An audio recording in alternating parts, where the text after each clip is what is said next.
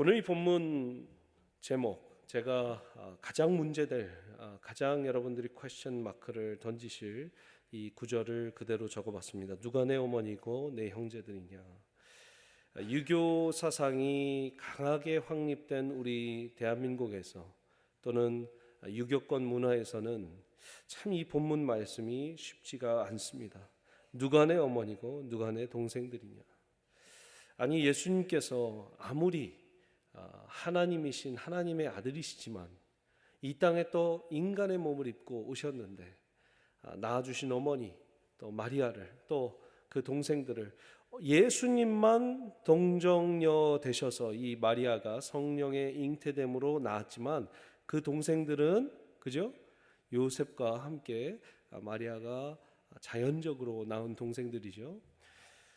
육적으로는 동생이지만 영적으로는 또 다른 사람들입니다. 그러나 가족은 가족이고 어머니는 어머니고 동생은 동생인데 왜 예수님께서는 이렇게 매몰차게 누가 내 어머니냐 누가 내 동생이냐 이렇게 보내버리셨을까라는 그 마음에 이 본문이 아주 편한 본문이 아니리라 생각이 듭니다. 오늘 이 본문 전체 20절부터 이렇게 35절 보면서 왜 예수님께서 이 말씀을 하셨을까 한번 돌아보시는 여러분들 또 제가 되기를 원합니다. 먼저 오늘 본문을 제가 이렇게 계속해서 묵상하고 읽으면서 드는 생각이 있었습니다. 여러분 20절부터 이 35절까지 읽으시면서 여러분들은 어떤 마음가짐으로 이 본문을 읽으셨습니까? 그리고 어떤 컨텍스트로 이 본문을 읽었습니까? 저는 계속해서 읽으면서 이 당시에도 서기관들도 그렇고 예수님도 그렇고 예수님의 제자들도 그렇고 백성들도 그렇고 참 지금 이야기하는 모든 내용 가운데 1장, 2장, 3장을 오고 가면서 참 다른 사람들의 인정과 이야기와 레퓨테이션을 굉장히 중요시하는 사회구나라는 것을 계속 묵상하게 됐습니다. 서기관들이 지금 와서 서기관들이 어디에서 내려왔다고 그랬어요? 22절에 예루살렘에서 내려왔다고 그랬어요. 그러면 서기관들 중에도 최고의 서기관들이에요. 여러분 이 지방에 있는데 서울에서 누가 내려왔다 그러면 그분은 뭐 서울에서 오신 분이라고 해서 굉장한 권위를 갖게 되죠. 예루살렘에서 온 서기관은 또한 그 권리와 권력과 또 이 위치를 갖게 되는데 예루살렘에서 온 서기관들이 뭐라고 얘기하나? 바알세불이 예수님 안에 집혀졌다. 귀신의 왕, 바알세불은요 파리의 왕, 귀신의 왕이라는데 귀신의 왕을 힘입어 귀신을 지금 쫓아내고 있다라고 예수님에게 혐의를 씌웠어요. 지금 무슨 장난하는 거냐면 대중들을 선동하고 대중들에게 그런 레퓨테이션을 지금 알려버리는 이 서기관들의 모습을 보고 있습니다.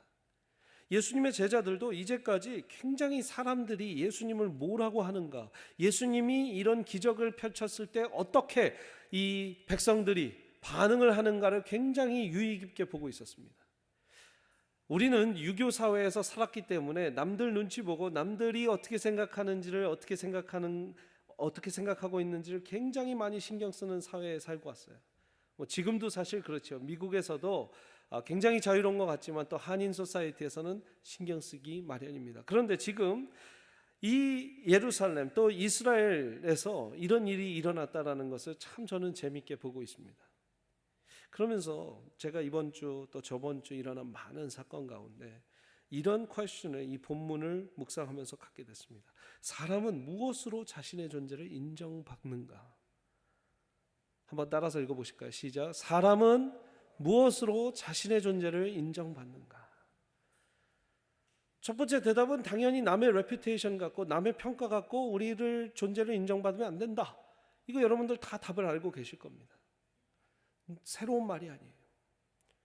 근데 지금 예수님에게 서기관들이 씌운 그 혐의가 귀신의 왕을 힘입어 귀신을 쫓아내고 있다라는 혐의를 지금 씌움받았고 예수님도 거기에 대해서 또 말씀을 하시는 그런 장면을 봅니다.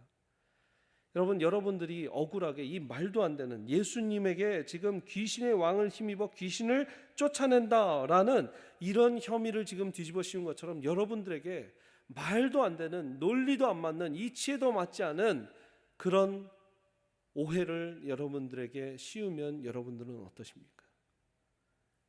우리 다 답은 알고 있습니다. 남들이 뭐라고 그래도 나의 정체성은, 나의 자아는 예수님께 있어, 하나님께 있어. 모르는 사람 여기 하나도 없는데, 당장 오늘 여러분 억울한 일 당해서 여러분들 이상한 사람으로 평가되면 얼마나 잠을 못 자는지 여러분들 아마 상상만 해도 고개가 끄덕이실 겁니다. 또한 여러분들 중에는 그런 일을 겪으신 분들도 있을 거예요. 제가 이번에도 그 어려움 당한 교회에게 연락을 할 때 굉장히 기도를 많이 했어요. 왜냐하면 오해받을 수 있으니까. 이런 어려운 때를 타서 지금 뭐 오라고 그러는 거냐. 그래서 제가 다시 기도하고 다시 기도했어요. 근데 하나님의 답은 똑같았습니다. 내가 먼저 손을 내밀어야 된다. 그리고 우리 성도님들께는 죄송하지만 만약에 그렇게 되면 설교의 자리도 좀 그분들께 먼저 배려를 해드리고 그래야 된다. 그래서 제가 아내랑 기도하고 문자를 썼어요. 여러분, 굉장히 제가 신경을 많이 썼던 건 오해받을까 봐. 오해받을까 봐. 저는 순전한 마음에서 한 건데 혹여나 어려움을 당한 때에 그렇게 연락이 왔다고 오해받을까 봐 가만히 있으면 조용해요. 여러분, 그래서 한국인들 카톡방은 유난히 원웨이예요. 원웨이. 누군가 여기에서 리더 역할을 하는 사람이 얘기를 하면 조용해져요. 왜? 말을 하는 것보다 안 하는 게 더 체면을 차릴 수 있거든요. 제 말이 맞습니까? 맞아요? 한국인들 회의는 굉장히 조용해요. 말을 했다가는 이거 다 자기가 뒤집어 쓸 수 있거든요. 제가 절대 담임 목사 되면 그러지 말아야지 했는데 가끔 그러고 있어요. 저도 누가 말씀하시면 그럼 우리 목사님이 해주세요 이래요. 그게 열정이 보이니까 또 그렇게 되더라고요. 근데 여러분, 그냥 조용히 침묵하는 가운데 우리는 얼마나 많은 오해를 관람하고 관종하고 지켜보고 있습니까? 내가 오해를 받아도 그냥 시간이 지나면 풀리겠지 하는 마음들도 여러분들 많을 겁니다. 괜히 내가 나서지 말자. 나섰다가 더 큰 문제가 일어날 것 같다. 참 목사로서 그런 일이 있을 때 뭐라고 상담드리기 참 쉽지 않습니다. 집사님, 권사님, 그냥 가서 억울한 거 푸세요. 하고 싶은 마음이 여기까지 있다가도 기도합시다. 하고 끝낼 때가 참 많은데 오늘 본문에서는 예수님께서 참 이례적인 모습을 보여주셨어요. 그렇게 억울한 누명을 받고 있을 때 예수님께서는 자주 종종 침묵하시고 뭐 바닥에 글도 쓰시고 막 이랬었는데 오늘 본문에서는 아주 강력하게 예수님께서 설명을 하시고 대응을 하시는 장면을 볼 수 있습니다. 23절 말씀부터 보시면 예수께서 그들을 불러다가 비유로 말씀하시되 왜 비유로 말씀하셨을까요? 분명 못 알아먹을 거니까 비유로 쉽게라도 얘기해 주자. 사탄이 어찌 사탄을 쫓아낼 수 있느냐? 굉장히 중요한 말이죠. 여러분, 논리적으로 첫 번째가 예수님이 말씀하신 세 가지 예화인데요. 첫 번째가 이거예요. 사탄이 어떻게 사탄을 쫓아낼 수 있느냐? 귀신이 어떻게 귀신을 쫓아낼 수 있느냐? 귀신의 왕이 귀신을 왜 쫓아내려고 그러느냐? 귀신 잡힌 사람들 잘했다고 그 귀신 이 쫄병 귀신한테 칭찬을 하지 못한 망정 왜 귀신의 왕이 귀신을 쫓아내겠느냐? 사탄이 왜 사탄의 일을 거스르겠느냐? 여러분, 예수님께서는 지금 논리적으로 설명을 해주고 계십니다. 설명을 하실 필요도 없지만 이게 사랑이에요. 설명을 해주시는 것 자체가 사랑이에요. 못 알아들을까 봐 또 예화로 말씀을 해주시는 게 사랑이에요. 또 만일 나라가 스스로 분쟁하면 그 나라가 설 수 없다. 만일 집이 스스로 분쟁하면 그 집이 설 수 없고 만일 사탄이 자기를 거슬러 일어나 분쟁하면 설 수 없고 망하느니라. 그러니까 지금 사탄의 나라가 사탄이 더 왕국을 지배하려고 이 땅에 지금 사탄의 왕국을 세우고 사탄의 권세를 세우고 있는데 왜 사탄의 왕이 서로 안에서 컨플릭트를 일으켜서 안에서 싸우고 그 나라를 세우지 못하게 하고 사탄의 집을 세우지 못하게 누그러뜨리게 되냐? 말도 안 되는 얘기다. 두 번째 예화로 들으시죠. 세 번째 뭐라고 하시냐면 사람이 먼저 강한 자를 결박하지 않고는 그 강한 자의 집에 들어가 세간을 강탈하지 못하리니 결박한 후에야 그 집을 강탈하리라. 지금 사탄을 결박하지 않고서는 그 사탄을 지금 해치울 수 없으므로 성령이 그 사탄을 지금 결박해서 하고 있다라는 얘기를 돌려서 얘기해 주는 거예요. 사탄이 사탄을 결박해서 사탄이 사탄을 지금 치우는 게 아니라 지금 하나님의 능력으로 성령께서 내가 예수 그리스도의 권세를 갖고 하나님의 아들의 권세를 갖고 지금 그를 결박하고 있다. 결론은 무엇입니까? 내가 사탄의 왕이 아니라 너희들의 왕 예수 그리스도 하나님의 아들이다라는 것을 말씀해 주고 있는 것이죠. 참 예수님처럼 이렇게 답을 잘할 수 있으면 우리도 가서 설명을 좀 잘해서 오해를 풀 텐데 우리는 그러지 못할 때가 있어요. 억울할 때가 있어요. 그리고 그 억울함, 사람들의 평가는 나를 우울증에 빠지게 만듭니다. 나를 공포에 빠지게 만듭니다. 우리의 존재 이유 그 가치를 흔드는 어떤 것은 우리가 강하게 대변을 해야 된다라는 것이 제가 성경적으로 배운 이 성경의 가르침입니다. 내 존재의 이유, 내 지금 정체성, 내 지금 자아를 흔들어 놓으려는 어떤 사람에게는 내가 적어도 아닙니다. 아니라고요. 내 말 좀 들어주세요. 아닙니다. 얘기를 해야 되는구나. 기도만 갖고 쉽지가 않구나. 라는 마음을 성경을 통해서 갖게 됐습니다. 여러분 그렇습니다. 많은 일들은 우리가 침묵할 수 있습니다. 시간이 지나면 괜찮겠거니 할 수 있습니다. 그러나 우리가 그리스도인으로 정체성, 그리스도인이 그리스도인 되는 것, 아빠가 아빠 되는 것, 엄마가 엄마 되는 것, 자식이 자식 되는 것에 나의 정체성에 있어서 나를 흔들어 놓고 나를 뒤집어 놓는 건 여러분 할 말을 지혜롭게 잘 하시기 바랍니다. 지혜롭게 잘 하시길 바랍니다. 왜냐하면 사람은요 자기의 존재의 자아가 흔들어 버리면 잠을 못 자요. 억울해요. 참고 기도할 수 있는 게 아니에요. 왜? 내 존재가 부정됐거든요. 지금 예수님이 하나님의 아들이 아니다 라고 한 것도 아니에요. 당신은 하나님이 아닌데 왜 이러냐 한 것도 아니에요. 당신은 그냥 랍비인데 왜 이러냐 한 것도 아니에요. 당신은 한낱 인간인데 왜 하나님의 아들이라고 하느냐 한 것도 아니에요. 당신은 사탄의 왕이다. 갑자기 밑도 끝도 없는 오해를 받아버리니까 억울하죠. 그냥 예수님을 하나님 아들로 믿지 않아주는 사람 정도가 아니라 지금 나를 사탄의 왕으로, 왕 중에 왕이신 우리 주 예수 그리스도를 사탄의 왕으로 그려낸 지금 서기관들을 보면서 예수님은 더 이상 참을 수가 없었던 것입니다. 사랑하는 여러분, 여러분들 참고 기도하실 때 여러분들의 정체성까지 흔들어버리는 무슨 일이 있는가 하면 여러분 대화하시고 소통, 아까 소통이라는 소통을 하세요. 아니라고 안 믿어주겠죠. 감정적으로 대응할 수 있겠죠. 다시 얘기하세요. 아니라고 1년이 지나도 다시 얘기하세요. 아니라고.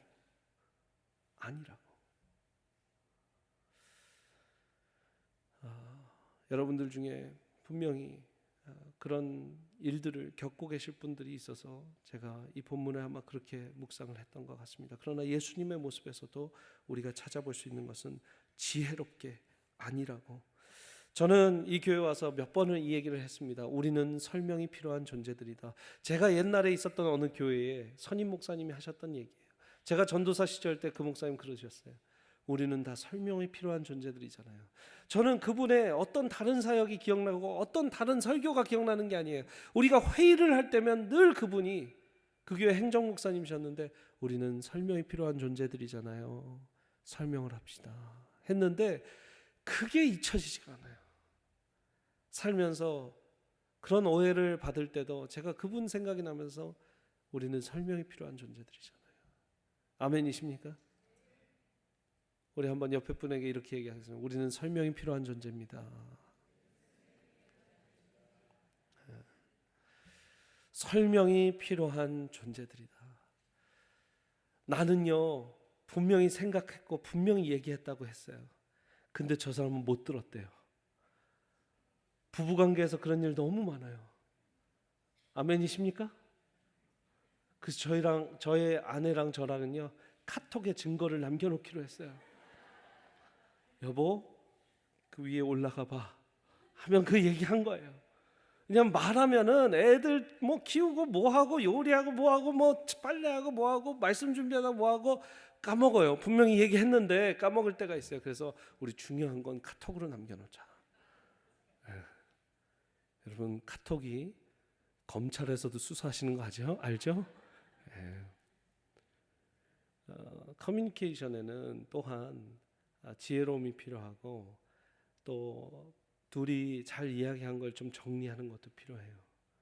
굉장히 이제 구체적인 말씀을 드리는 거예요. 커뮤니케이션에는 일방적인 게 필요한 게 아니라 그 사람이 다 이해했는가, 같이 여기까지 지금 소통이 됐는가를 체크해 보는 것도 필요해요. 저는요 생각을 굉장히 많이 하고 기도할 때 막 하나님이 새로운 아이디어를 막 부어주세요. 그래서요 회의를 하거나 아내한테 나누거나 동역자 나눌 때 굉장히 점프가 빨라요. 1에서 8까지가 있어요. 그래서 2, 3, 4, 5, 6, 7은 다 이해하셨겠지 하는데 지나가 보면 그렇지 않더라고요. 그래서 1에서 2로 2에서 3으로 나는 막 영감을 받은 거니까 1에서 8에서 10에서 20, 50까지 가 있어요. 지금 점프가 가 있는 거예요. 제가 이 얘기를 하는 이유는 저뿐만 아니라 많은 남성분들 여성분들이 지금 그 삶을 살고 계세요. 나는 분명히 지금 1에서 50까지 왔는데 지금 남편한테 아내한테 다 얘기해놨는데 저 사람은 지금 8에 가 있어, 3에 가 있어, 10도 못 왔어. 나는 50인데 지금. 여러분 그런 사람들이 많아요. 사랑하는 여러분, 그렇게 조금 시간이 지나잖아요, 오해가 생겨요. 그래서 1에서 2로 2에서 3으로 가는 그 과정을 어렵지만 같이 갈 때 오해가 덜 생기더라라는 것이죠. 참 이게 쉬운 것 같은데 어렵다. 사랑하는 여러분, 저는 지금 소통에 대해서 얘기하고 있습니다. 저는 지금 자기 존재에 대해서 부정을 받을 때 어떻게 이야기를 해야 되는지, 우리는 설명이 필요한 존재들에 대해서 이야기를 하고 있습니다. 오늘 제가 여러분들에게 드릴 수 있는 한 가지 말은, 여러분들의 정체성은 예수 그리스도 믿는 크리스천이고, 아멘, 세미한 교회의 교인이시고, 아멘, 하나님의 딸이고, 아멘, 하나님의 아들이니까 그 정체성을 흔들려는 무언가가 여러분들을 꼬드기거나 여러분들에게 영적인 어택을 준다면 그 사람의 관계든 기도든 자신 있게 외치고 아니라고 기라고 외치시면서 담대하게 나아가시는 여러분들 되시기를 축복합니다. 여러분 오늘 말씀 가운데 또 지나다 보면 이 세 가지 말씀을 하시고 이렇게 얘기하십니다. 28절에 내가 진실로, 같이 한번 읽어볼까요? 시작. 내가 진실로 너희에게 이르노니 사람의 모든 죄와 모든 모독하는 일은 사하심을 얻되 누구든지 성령을 모독하는 자는 영원히 사하심을 얻지 못하고 영원한 죄가 되느니라 하시니 이는 그들이 말하기를 더러운 귀신이 들렸다 함이로라. 지금 모든 이유와 원인은 30절에 얘기하고 있습니다. 그들이 말하기를 더러운 귀신이 들렸다 예수께 말씀을 했기 때문에 예수님께서 이렇게 말씀을 하시는 거예요. 너희에게 이르노니 사람의 모든 죄와 모든 모독하는 일은 사하심을 얻되 누구든지 성령을 모독하는 자는 영원히 사하심을 얻지 못하고 영원한 죄가 되느니라. 지금 예수님께서 굉장히 무서운 말씀을 하고 계시는데 지금 너희들이 한 일은 뭐냐? 성령을 모독한 일이다. 나를 지금 바알세불 들렸다고 그 귀신의 왕이 왕노릇하고 있는 지금 몸이라고 나한테 얘기를 한 것은 너희들이 성령을 모독한 것이다. 그리고 그 성령 모독죄는 절대로 용서받지 못할 일이다. 이 말씀도 처음 받아들이면 참 어려운 말씀이에요. 씹기가 쉽지 않은 말씀이에요. 근데 여러분 생각해 보십시오. 여기에도 1, 2, 3, 4, 5, 6, 7, 8 이 순서가 있어요. 자, 이들이 서기관들이 예루살렘에서부터 와서 지금 바알세불의 그 왕노릇한다라고 지금 예수께 누명을 뒤집어 씌운 그 멘탈리티를 생각해 보세요. 그 지금 마음의 자세를 생각해 보세요. 본인들이 지금 보지도 않았어요. 지금 막 예루살렘에서 달려왔어요. 누구 말을 듣고? 지역의 종교 지도자들을 듣고 우리가 상대할 사람이 아닙니다. 예루살렘에서 서기관들을 파송해 주십시오. 그래서 왔단 말이에요. 그리고 바로 해서 하는 말이 너는 귀신의 왕노릇하는 사람이라 귀신 쫓는 일이다. 예수님께서 뭘 보셨냐면 완악함을 보셨어요. 따라해보세요. 완악함. 여러분, 완악함이 있답니다. 인간의 마음 가운데 하나님을 못 믿겠어요. 예수님을 못 믿겠어요. 제가 의심하는 그리스도인들에게라는 설교를 했죠. 얼마 전에 의심할 수 있다고 했어요. 의심 마음껏 하라고 그랬어요. 다만 그 답을 함께 믿는 자들에서 알아가자고 그랬어요. 제가. 그리고 떠나려면 떠나라고 그랬어요. 그리스도에 대해서, 하나님에 대해서, 예수님에 대해서 의심하는 사람들이 답을 얻을 곳은 어디겠어요? 교회예요. 아멘이세요? 근데 의심을 갖고 저 세상 가서 세상 지식으로 그거를 채우다 보면 답을 얻을 수가 없죠. 저는 그런 분들 괜찮다고 마음껏 교회에 와서 질문하시고 답을 찾아가자고 했어요. 그러나 여러분, 오늘 이 서기관들은 지금 이 시대에 태어난다면 그냥 밑도 끝도 없이 보지도 않고 하나님은 악령이시다라고 하는 말과 똑같은 얘기예요. 예수님은 귀신의 왕이었다라고 얘기를 하는 사람은 지금 그 말을 한 자체로서 성령한테 용서받지 못한다는 것이 아니라 그 마음의 중심이 지금 이미 워낙 완악하기 때문에, 어떤 말도 들어먹으려고 하지 않기 때문에, 어떤 말도 내 마음을 바꿀 수는 없다고 생각하기 때문에, 어떤 말도 나를 그리스도 앞에서 무릎 꿇지 못하게 한다고 생각하기 때문에, 어떤 말도 나를 교회에 다시 돌려보낼 수 없다고 생각하기 때문에 그 완악함은 용서받지 못할 것이다.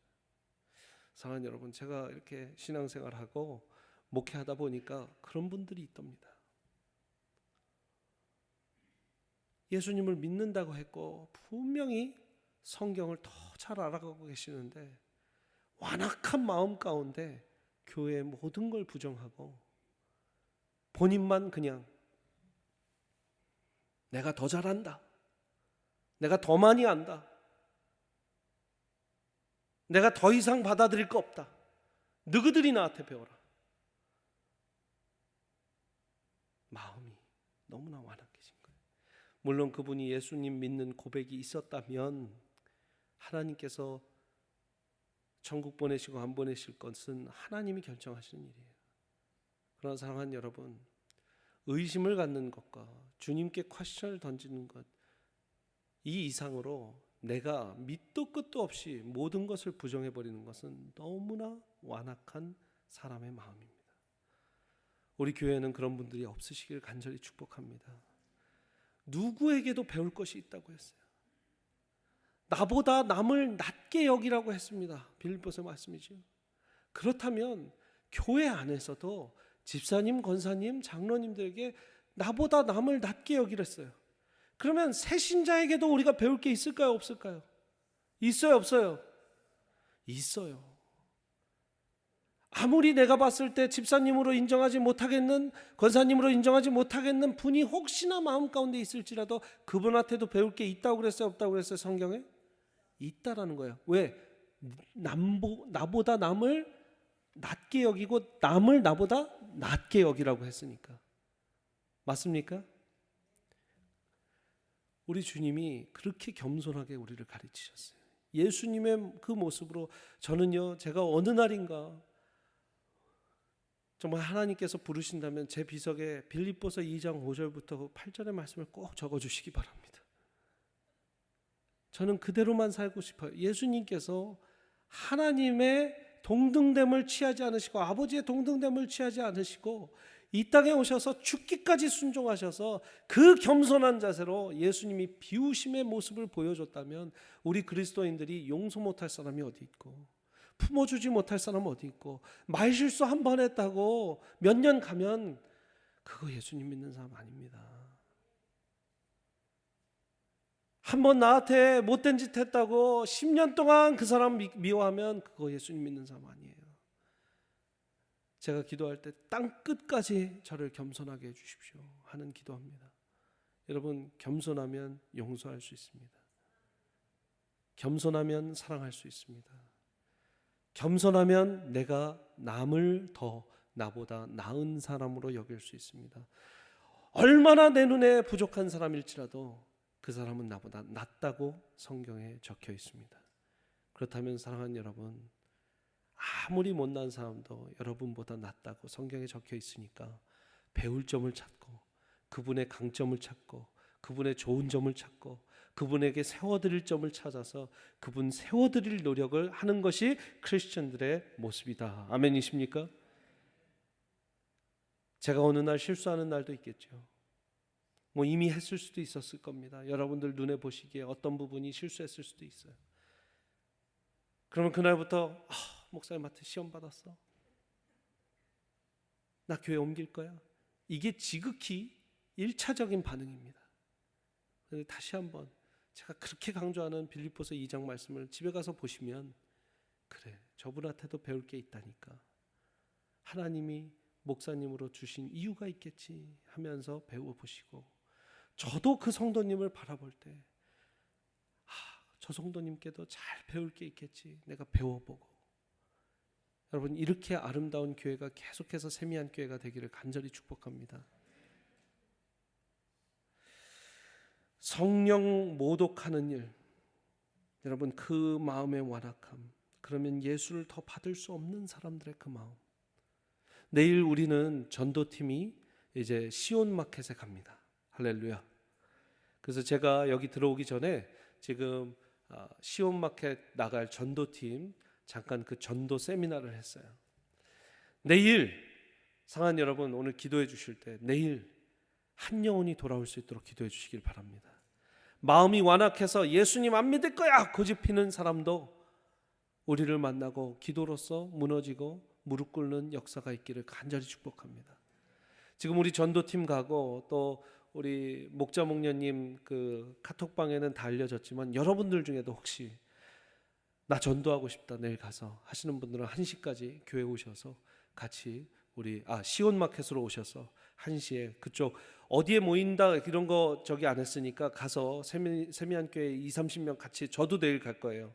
내일은 주일 설교하는 것도 중요하지만 같이 우리 전도팀과 함께 우리 모든 교역자 회의 내일은 스킵하고 전도 가기로 했습니다. 여러분들 같이 오셔서 전도에 귀한 은혜가 있으시기를 바랍니다. 거기 가서 완악한 사람들의 마음이 무너질 수 있도록 오늘 밤 여러분들이 기도의 불을 지펴주시기를 바랍니다. 예수님 나는 절대로 안 믿을 거예요, 예수님은 내가 미워하는 분이야 라고 했던 분도 무릎 꿇고 예수께 돌아올 수 있는 역사가 내일 있기를 간절히 축복합니다. 할렐루야. 네.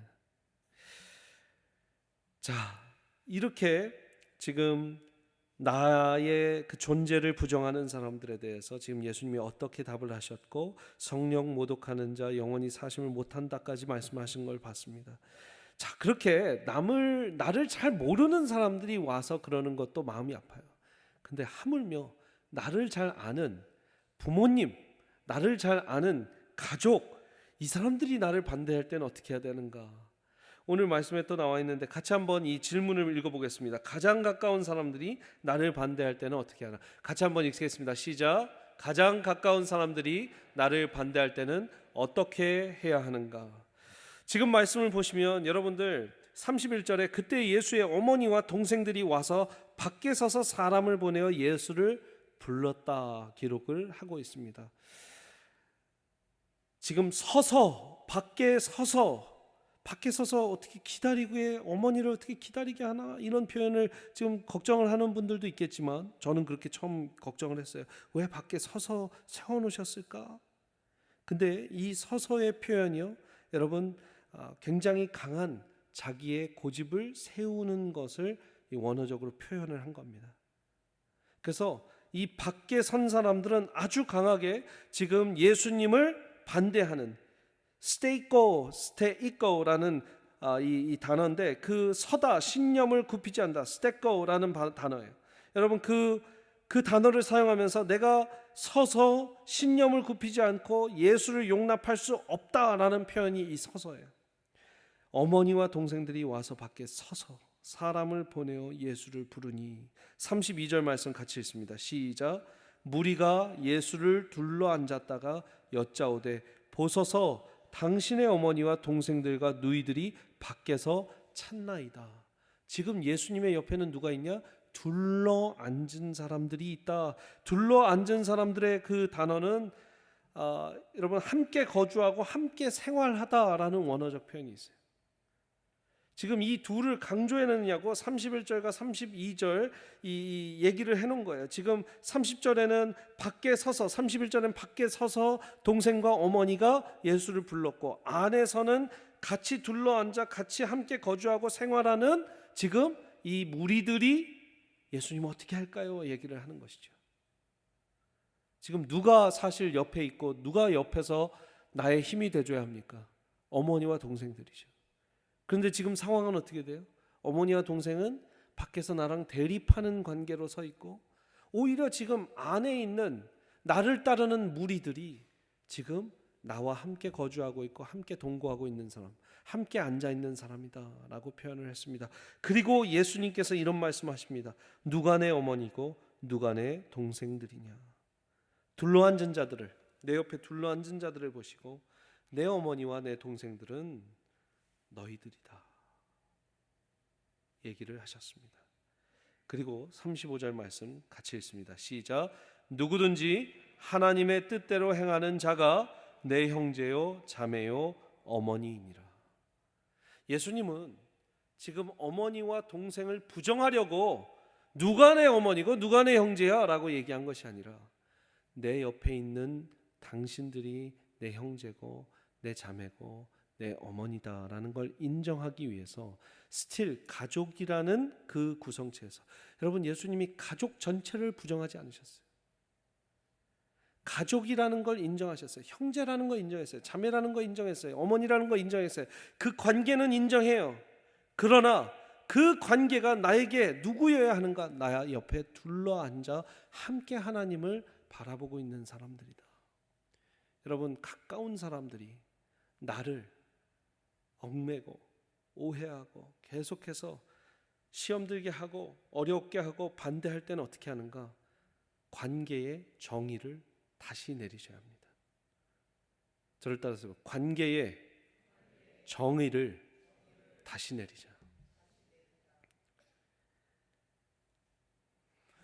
먼 가족보다 이웃 사촌이 더 낫다라는 말 한마디가 우리 사회에 끼친 영향력은 실로 대단했습니다. 그전에는 가족이 먼저, 멀리 있어도 육촌, 팔촌, 당숙부, 당속모라도 가족은 가족이었고 피는 물보다 진하고 피는 못 속여라는 말들이 있었습니다. 그러나 그렇게 깊게 뿌리 잡힌 혈연 시족 문화에 기여된 문화가 바뀌었습니다.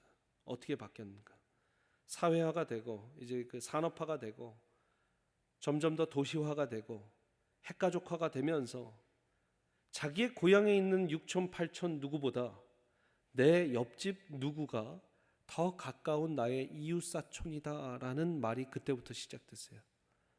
그래서 사회적 현상을 보면 TV나 드라마에 굉장히 잘 연결이 돼 있는데, 전원일기가 유행하다가 그 다음 한 가족, 한 지붕 세 가족이 유행을 하게 됩니다. 전원일기 기억나세요? 봄봄봄봄봄봄 부부부 복기라. 일용 없니? 그죠? 예. 이 전원일기가 80년대부터 90년대 이후까지 쭉 장수하는 TV 프로그램이었어요. 88년, 89년 이제 올림픽 지나고 나서 무슨 드라마가 인기였냐? 여러분들, 한 지붕 세 가족, 순돌이, 만수 아빠인가요? 세탁소 하시는 분. 제가 하도 궁금해서 한번 그 오프닝송을 찾아봤거든요. 오랜만에 한번 들어보실래요? 한 지붕 세 가족 한번 들어보시겠습니다.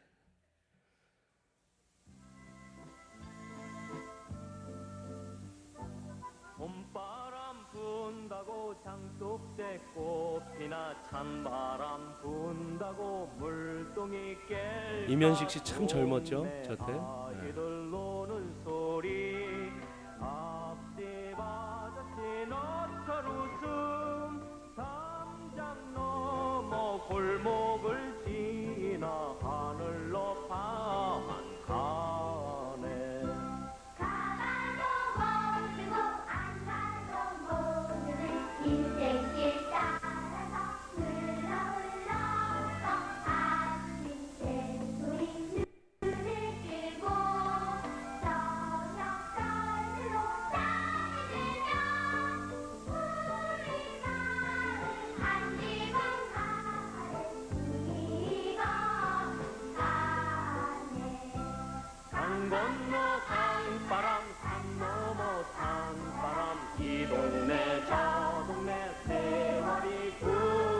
만수 아빠. 꿈을 산란에 멈춘 시에 인정 쌓이는 만기 속에 고운 성도 금이운 성도 곱게 쌓여만 가네. 이 노래 가사가 이렇게 되더라고요. 봄바람 분다고 장독대 꽃이 피나, 장독대에 꽃이 피나, 찬바람 분다고 물동이가 깰까, 동네 아이들 노는 소리, 앞집 아저씨 너털 웃음, 담장 넘어 골목을 지나 하늘 높이만 가네. 가봐도 모르고 안 가봐도 모르는 인생길 따라서 흘러서 아침 새소리 눈을 뜨고 저녁 별들도 잠이 들며 우리 마음 한 지붕 아래 꿈이 이거만 가네.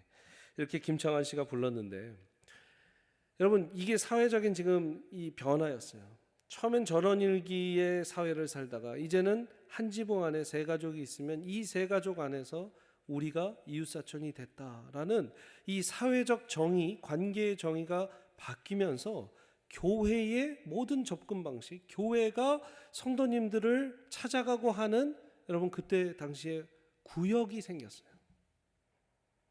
조금 더 우리 기독교, 한국 기독교의 역사를 이렇게 정확하게 보면 여의도 순복음교회에서 시작한 그 구역 공과 공부가 전국을 휩쓸게 됩니다.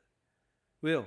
아파트 문화가 또 발달되고 지역별로 그 구역을 나눴을 때 지역에 있는 사람들이 그 구역에 모여서 속회라고도 했고, 다른 이제 감리교에서는 이 구역 공과를 하게 되는 그런 시간들이 있죠. 지금은 우리는 목장이라는 시스템으로 비슷하게 오고 있지만, 여러분, 이 모든 게 이 지금 사회적으로 흘러 지나갔을 때 어떻게 성경적으로 우리가 더 모임을 가질까를 고민하면서 만들어 본 거예요. 자, 관계에 대한 재정의가 필요해요. 우리 예수님께서 지금 놀라운 말씀을 하셨어요. 지금 나의 형제, 나의 자매, 나의 어머니는 내 옆에서 함께 나와 이 십자가의 길을 가고 있는 사람들이다. 동의하십니까, 여러분? 이게 예수님이 내리신 새로운 정의의 가족이에요. 그렇다고 지금 예수님께서 혈연적으로 맺어진 어머니, 나중에 예수님께서 마지막 돌아가실 때 요한한테 뭐라고 그랬어요? 내 어머니를 뭐라고 그랬어요? 부탁한다. 부탁을 하고 갔어요. 어머니 끝까지 잘 챙기신 효자 예수님입니다. 그런데 지금 이 상황에서는 절대적으로 이 관계의 재정의가 필요했어요. definition을 redefine 하는 시간이 필요했다는 거예요. 왜요? 진짜 예수 그리스도의 길을 가고 같이 걸어가고 있는 여러분과 제가 형제고 어머니고 같은 한 가족이기 때문이죠. 사랑하는 여러분, 오늘 이 말씀을 끝으로 저는 여러분들과 한 가족이 됐다라는 다시 한번 기쁨을 만끽합니다. 제 자매님들, 제 형제님들, 진정한 형제 자매, 우리가 그냥 교회 오빠로서 하는 형제님 자매님이 아니라, 우리 교회에서 그냥 쓰는 형제님 자매님이 아니라 진짜 하나님의 그 길을, 예수님의 그 길을, 성령님의 그 길을 같이 가고 있는 사람이 우리의 형제고 자매고 어머니고 아버지다. 이민사에 오면서 누구와 더 가깝게 지내시고 누구와 더 연락을 많이 하고 계십니까? 고국에 계신 여러분들 형제입니까? 옆에 있는 목장 형제입니까? 답을 해보세요. 목장 형제죠? 목장 자매죠? 그런데 그분들한테도 아직 마음 안 주고 계십니까? 주십시오. 원 없이 주십시오. 왜냐하면 여러분들의 진짜 영적인 가족이기 때문입니다. 사랑하는 여러분, 우리는 이 관계를 여는데 참 인색합니다. 내 가족이 되려면 이 정도는, 내 정말 영적인 브라더가, 시스터가 되려면 이 정도는, 아니요. 여러분, 그 담을 조금 낮추시고 새로 오신 분들도 바로 형제자매로 좀 맞아주시고, 그러려면 조금 바운더리를 넘어가는 일들도 가끔 해야 돼요. 저는 저희 가족에 요 말 얘기하고 끝낼게요. 저희 가족에게 되게 다가와 주시는 분들이 많은데 참 감사합니다. 가끔은 이렇게 더 목회에 집중해야 되는데 또 연락들이 많이 오실 때에 조금 어려움들이, 제가 다 대응을 잘 못해드리니까 어려움이 있을 수 있지만 같이 어디 가자고 해주시고, 또 이 땡스기빙 때 제가 아무데도 안 갈 거를 미리 아시고 그때 뭐 계획 없냐고 이렇게 물어봐 주시는 분들도 있어요. 제가 유일하게 염려하는 건 어느 한 팀하고 가서 그게 문제될까 봐 걱정이 되지, 저한테 이렇게 물어봐 주시는 분들은 감사해요. 물론 이제 이 얘기를 하고 나면 엄청나게 또 물어보실 것 같아서 조금 염려가 되는 것도 있지만, 무엇이 진짜 가족일까? 아마 저를 이제 1년간 겪어보신 분들은 제가 굉장히 다가가려고 노력 많이 하는 거를 여러분들 아실 거예요. 근데 여러분들 더 많이 다가가시고 더 많이 다가와 주시고, 서로 진짜 김치가 떨어졌냐고도 물어봐 주시고, 담임 목사한테만 물어보지 마시고 여러분들 목원들한테도 물어보세요. 담임 목사한테만 땡스기빙 때 어디 안 가시면 저희랑 같이 어디 가실까요 하지 마시고, 여러분들 목원 중에 혹시나 이번 땡스기빙 때 분명히 혼자 계실 분, 그런 분들에게 우리 어디 같이 가자고, 아니면 같이 털기라도 드시러 오시라고 하는 게 진짜 교회 공동체가 아닐까. 여러분, 사랑하는 여러분, 국민 여러분, 이번 땡스기빙 그리고 연말에 여러분들 목원에 혼자 되는 분들이 한 분도 없을 수 있도록 여러분들 잘 챙겨주시기 바랍니다. 여러분들의 형제자매가 누구라고요? 옆에 있는 여러분들 함께 신앙생활하고 계시는 분들입니다. 한번 손을 잡고 옆에 분에게 한번 이렇게 해보세요. 당신이 내 진짜 언니야, 당신이 내 진짜 여동생이야. 한번 이렇게 말씀해 보시기 바랍니다. 당신이 내 진짜 형님이야, 당신이 내 진짜 동생이야.